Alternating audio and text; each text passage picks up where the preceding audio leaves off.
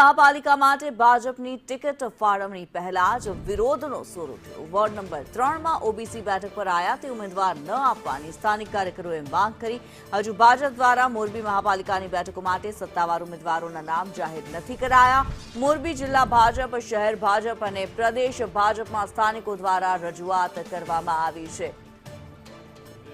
જગદીશ પરમાર વધુ વિગતો સાથે જોડાયા છે। જી જગદીશ।